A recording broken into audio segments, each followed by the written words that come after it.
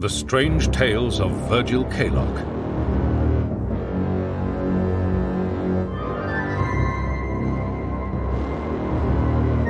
The Curse of the Albion.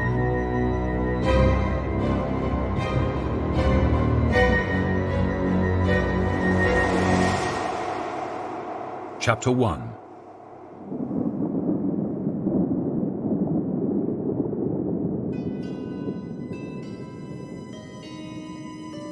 There is a darkness that haunts our dreams. It inhabits the very fabric of our minds, our bodies, and our souls, and it has been our savage and melancholy companion since the beginning of the world. It lurks in the unknown and the unknowable, the dark places of the world, and the far reaches of our imaginations. We, in our modern times, may find 1,000 ways to distract ourselves. Indeed, our lives proceed at an ever-increasing rate in an attempt to avoid facing the nameless, timeless fears. But they are there, nonetheless, in the shadows of our thoughts and at the periphery of our sight. They are there, and they are real.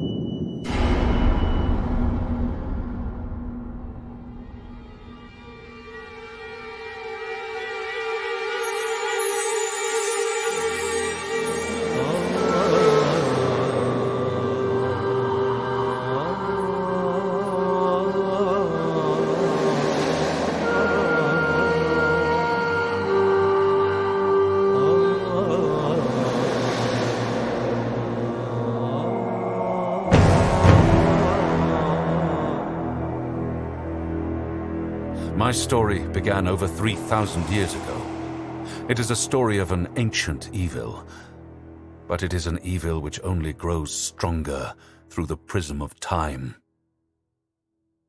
It was 1922. The harrowing events that had taken place in Yorkshire had left me profoundly shaken, and I yearned to lose myself in the city. I made my way to London and found some basic accommodation in Holborn. I knew no one.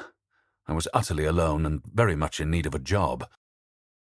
My father once more made inquiries on my behalf, and I was able to secure employment at the British Museum. I was to be an acquisitions assistant, which is the term given for a porter who is permitted to wear a suit. I sorted objects and delivered them to the correct departments, and I would on occasion be sent to collect exhibits from patrons around the country. It was a modest appointment. So I was surprised and excited to find myself at the behest of the British Museum in the port city of Hurghada in Egypt. There had been a major archaeological find. A dig had revealed the 3,000-year-old tomb of King Tepi III in the Valley of the Kings. To discover the hidden resting place of this great pharaoh was incredible. To find it intact and as complete as when it was first sealed, a miracle. I had been sent to accompany the many artifacts by boat from Egypt to the British Museum, not as an archaeologist, but as a bookkeeper. I was to count the packed goods onto the boat and see them arrive in good order at the museum. A simple enough task, one would have thought. And so, there I stood, in the burning Egyptian sun, aboard the Albion, a steel-hulled frigate of 2,049 tons, loading the treasures of the biggest archaeological discovery in a generation. Gently does it. That's right. Gently. Gently, Bilraha. The local porters toiled for a day and a half to carry an enormous number of crates and packages onto the ship. Keep it coming. As it was my responsibility to see that it all arrived safely in London, No hurry. I logged each and every item and ensured that they had been meticulously packed with plenty of cotton wadding for the trials of a long journey. That's right. Keep it coming. The prospect of the remains of King Tepi and his 3,000-year-old effects turning up at the British Museum in any way damaged kept me permanently on edge. Plenty of time. More than once, I had woken sweating from a nightmare of opening the crates to much fanfare, only to find them full of broken sticks and dust.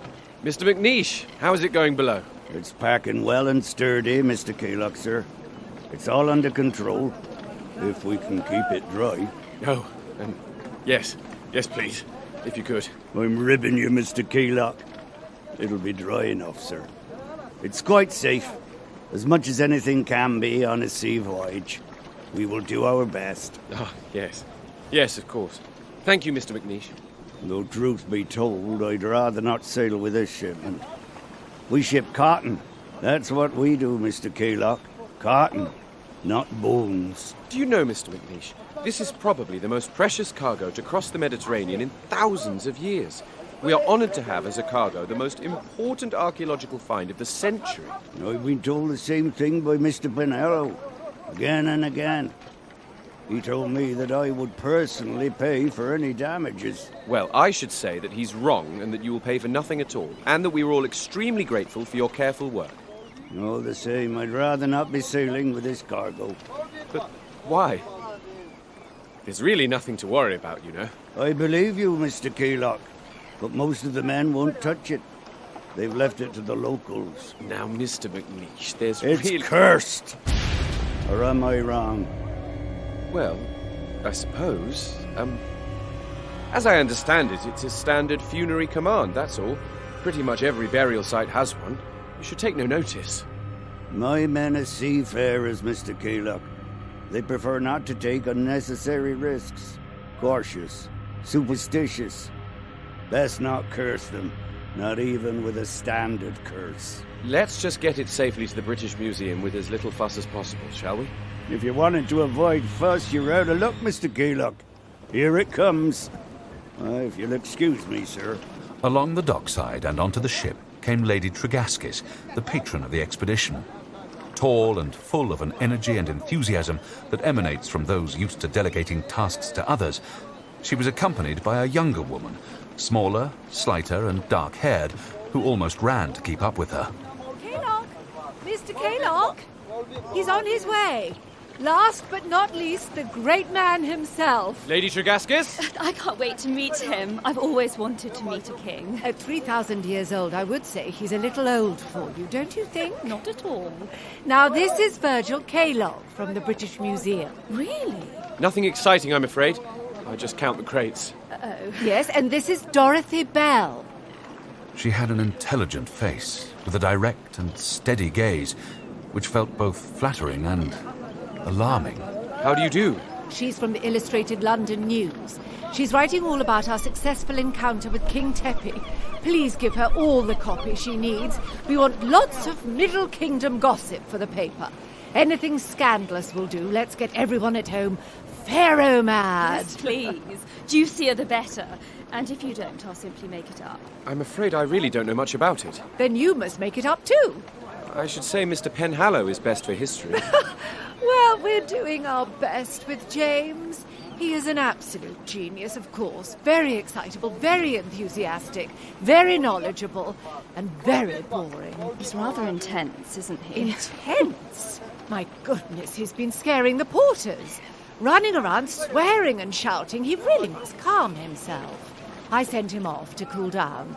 Now, I want Dorothy to see the arrival of the sarcophagus. It's the best bit, after all. It's the only thing anyone really wants to see. Oh, thank you. I'd love to see. Yes, and we'll give him a good show when we arrive home. We want a good crowd to meet us at Southampton. And I'm rather hoping for a riot in London. Pharaoh fever. Oh, good. I have a title. Well, marvellous. We want to make the most of our ancient guest before we have to hand him back to the Cairo Museum in 5 years' time. Actually, I don't see why I should hand him back at all, after all the trouble I've been through to dig him up. And here he comes! A large wooden crate was being carried up onto the ship.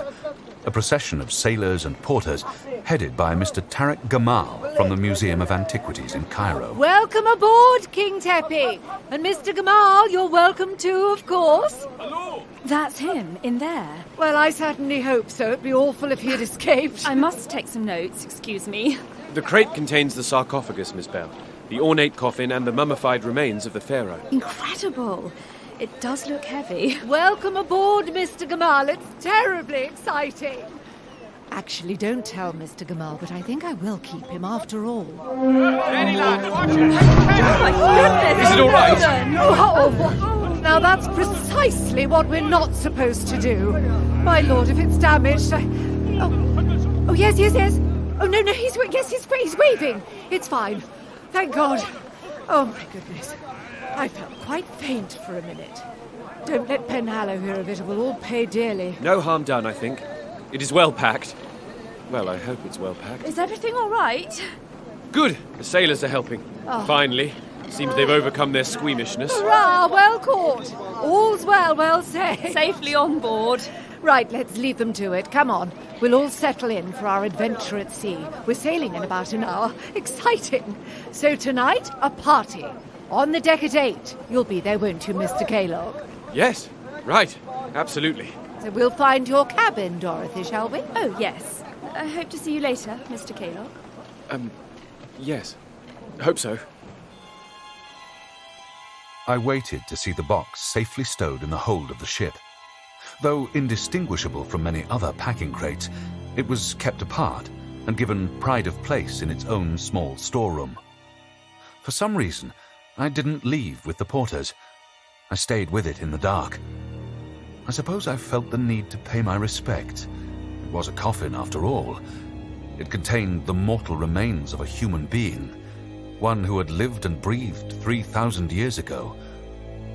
I sat in the candlelight, and in the stillness what? Prayed? To whom? To our God or to his? To the Redeemer of sins and Prince of the Resurrection? Or to Osiris, the god of death and lord of the underworld? And then, while I crouched there musing, the door slowly opened, and the archaeologist James Penhallow came into the room. For some odd reason I didn't make my presence known. I remained quite still, watching from the shadows. Penhallow moved slowly. He approached the crate and ran his hands along the box. He seemed to be mumbling something. I felt embarrassed, but somehow it was too late to reveal my presence. In the gloom, I watched as he knelt down beside the crate. Out of respect? Or was it supplication? And from his mouth came the strangest words I had ever heard. Mutaben ashkasum serin wurchuskat. He was speaking to the old king in his own language. Gacha kudoitor acharumkanta ursum gato. Look here, I'm so sorry. I should have coughed ages ago. What the hell are you up to? I really didn't mean to startle you. I do apologize. I was just sitting here quietly when you came in. I imagine we were both paying our respects, the only difference being you knew exactly what to say. How dare you spy on me? No, really, I wasn't. Look, I can only apologize, and I would rather ask you for forgiveness than point out that, actually, I was here first. What were you speaking just then? Was it ancient Egyptian? It was. Extraordinary. Why extraordinary? I am an Egyptologist. May I ask what it meant? No. I was asking for forgiveness. Really? What for? For the debacle of this journey, for the stealing of his goods, for pulling him from his grave. They dropped him, did you see? Yes. Yes, I did. Unfortunate. It was more than unfortunate. But no harm done, I think. Do you? How would you know? Sorry? All men, however lowly, deserve respect. If not in life, then most certainly in death. How much more respect than for a king, and one who had transcended mere humanity to become a living god? Indeed. Quite. Though I'm sure that you, like Lady Tregascus, would rather not concern yourself with all that, Why would you allow an old and forgotten religion to spoil a good party? Am I right? I think Lady Tregascus really only wants to celebrate your great discovery. What's wrong with that? You've done a fine job, by all accounts. Oh, yes, a fine job. I have done a fine job. We can all congratulate ourselves. Well done, everyone. Job done. Look here, I think I'll take a rest in my cabin. I apologize again for startling you. I will see you on deck? No doubt. Right. It was a relief to remove myself from that small, dark room and breathe the fresh air on deck. The Albion was already under sail and passing through the arms of the harbour, leaving the lively port behind, and I was content to be headed home. From my cabin window, I watched as we hugged the parched Egyptian coastline before heading out into the Mediterranean Sea. In a short while, I dressed and joined the party on deck. And if I am to lose such an enormous sum of money, I would rather it was enjoyed by absolutely everyone. The man in the street than by a few dry old bankers in Switzerland. Quite right. Yes. Mr. Kalo. Join us. We have champagne. Do we have a glass for Mr. Kalo? Yes? Yes. Now, Dorothy, you know, and Mr. Gamal, and our captain, Captain Hendrick. How do you do? Well, thank you. Welcome aboard, Mr. Kalock. You must excuse the champagne. No ice. It's a bit warm. Warm? But in truth, it's positively hot. Actually, it's more like a beverage than a sparkling wine. But it is a celebration, and it's symbolic of our success. So you have to drink it. A top-up for you, Captain. Thank you. And for you, Mr. Gamal. For me, no, but thank you. A toast Yes.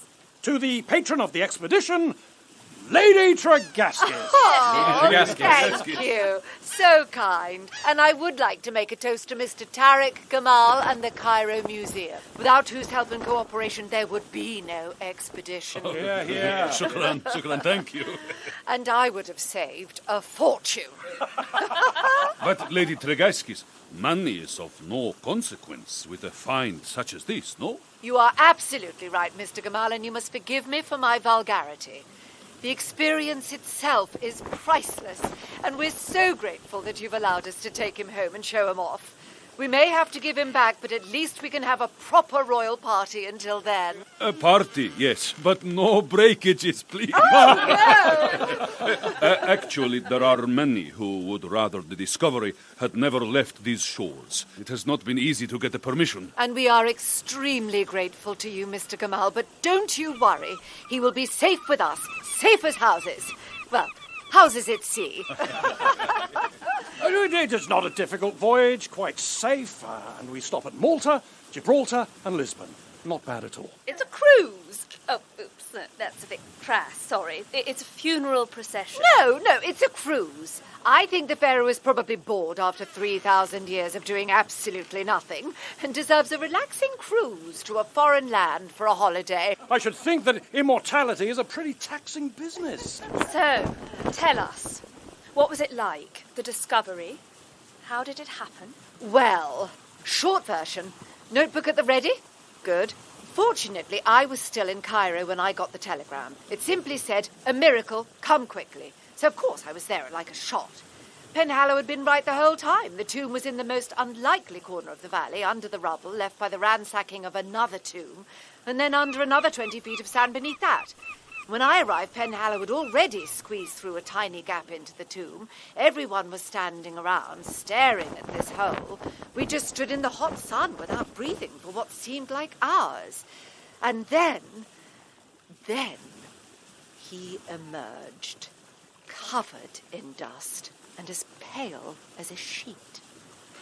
"Lady Tregaskis," he said, "there is a heaven on earth, and I have seen it." How wonderful. He really is a genius, you know. Where is Mr. Penhallow? Do you know, I really couldn't say. Captain. He was here earlier? I don't know. We should be toasting him too, shouldn't we? After all, he was the one responsible for finding it all. Well, of course we should. James Penhallow! Wherever you are. James Penhallow. I am so looking forward to seeing it all in London. I've seen an awful lot of crates, but as yet, not a single jewel. One moment, please. If you would take my stick, Mr. Kalock. Yes, of course. With a showman's flourish, Mr. Gamal took from his pocket a parcel of brown paper and carefully unwrapped it. What is it? My goodness. Now that's exquisite. There it is, the gold and jade amulet of King Tepi III. It's absolutely beautiful, isn't it? It's incredible. It's 3,000 years old. Look, there's his cartouche. Let me see. Yes, it's like an owl. Is that it? Standing on something. On water. It's priceless, I suppose. Priceless, yes. Timeless. It's the most beautiful thing I've ever seen. Perhaps you would like to wear it, Miss Bell. Oh, yes. Yes, I would. May I? Oh. It fits. It suits you, Dorothy. Oh, look how the light makes it glow. Has not seen sunlight for a long time. And it has not been worn for 3,000 years. Incredible. That is not quite true, Captain. In fact, it has been worn continuously for 3,000 years. Good Lord. Yes, it was taken from the mummy's arm. Well, I feel funny about it now. I don't think I should be wearing it. Someone else have it. Don't give it to me. I don't want it. Virgil, you wear it. No, thank you. It is not a toy. It's not some bauble to be handed around at a party. James, there you are. Clumsy fools! Now, look here. I am most awfully sorry. It should not have been separated from the body. Who took it? Who took it? I did, Mr. Penhallow. But you mustn't worry. It is quite safe. It is under my protection. All the same, I suggest that you do not interfere with the artifacts.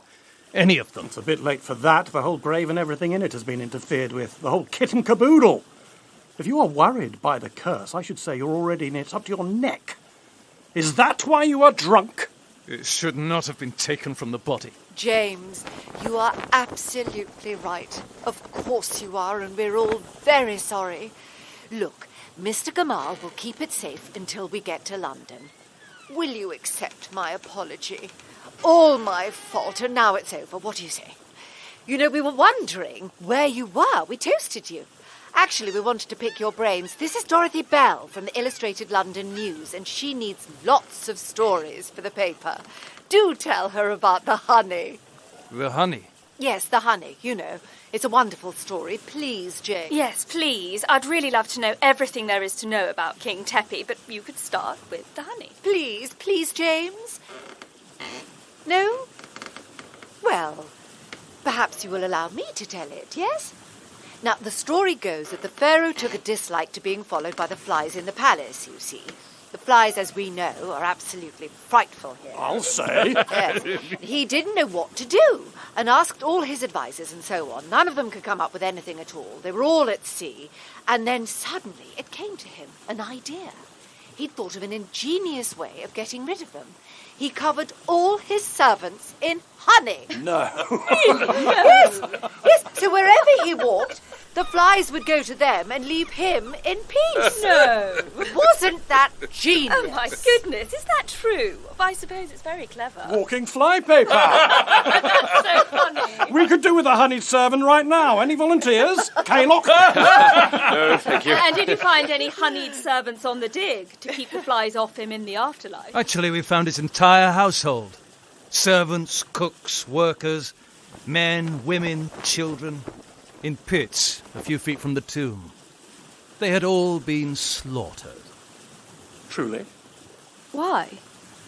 They were his possessions in life, and he needed them in death.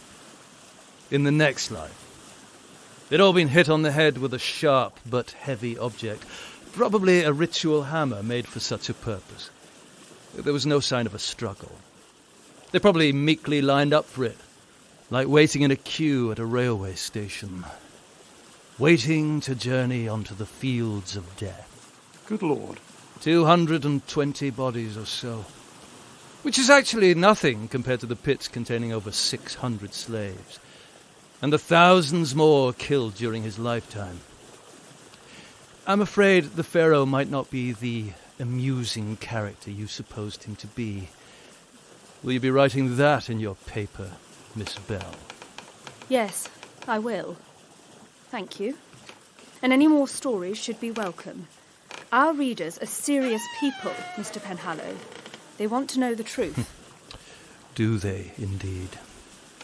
Well, let's start with the curse. We all know about it. There's an exciting story right there. Perhaps not on board. The sailors Nonsense. We should talk about it. Get it into the open, the light of day. Destroy its power.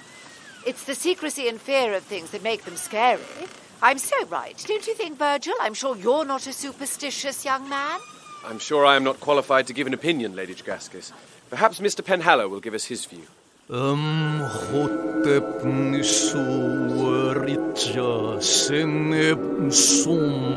What on earth? Is that it? What does it mean? Means, beware. To disturb my body is to disturb the gods. Well, that doesn't sound too bad. You don't think? Not at all. We don't believe in his gods. I think this is a conversation we should avoid. Quite right, Mr. Gamal. No talk of curses on board. You know, of course, that it will probably be the main story in all the papers, don't you? All the same, And you certainly won't be able to escape from it in London. Everybody loves a mystery. Captain, Mr. McNeish? you should come, Captain. Oh, why? An accident, sir. One of the men. You should come. Yes, right away. If you'll all excuse me. Oh, dear. What could have happened? nothing serious, I hope. Well, we won't know by standing here. Come on. We all trooped after the captain to the back of the ship. The sailors were gathered around something on the deck. As we approached, they eyed us with suspicion, but they parted to allow us through. What is it? Is someone hurt? Oh, my goodness. The captain turned to us, his face ashen. Good God. Do you have a doctor? No. No, we don't. And in any case, that won't be necessary. He's dead.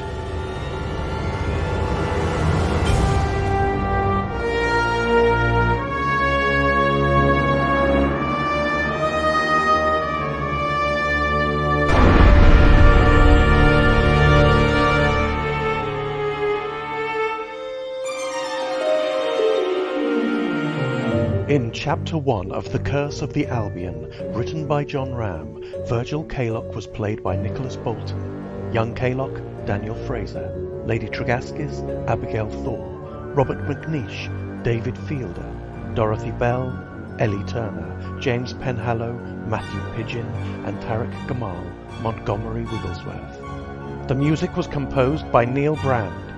The Strange Tales of Virgil Kaylock are supported by the Arts Council Lottery Fund and produced by Richard Varman, Martin Malone, and John Ram. It is a Kaylock production.